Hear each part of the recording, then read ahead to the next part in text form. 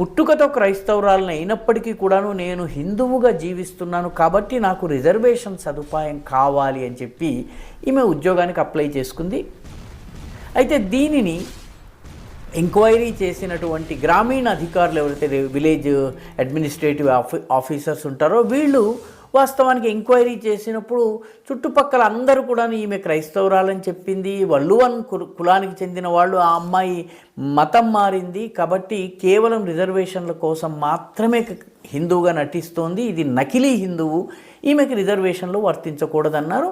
అదే రిపోర్ట్ ఇచ్చారు. దాంతో ఆమెకి ఉద్యోగం రాలేదు. ఆమె కింద కోర్టు నుంచి హైకోర్టుకు వచ్చింది. హైకోర్టు కూడా ఆమె మతం మారిన కారణంగా ఆమె రిజర్వేషన్కి అనర్హురాలు అని చెప్పి తీర్పునిచ్చింది. దాన్ని సవాలు చేస్తూ ఈమె సుప్రీంకోర్టుకు వచ్చింది. సుప్రీంకోర్టులో జస్టిస్ పంకజ్ మిత్తల్, అదేవిధంగా జస్టిస్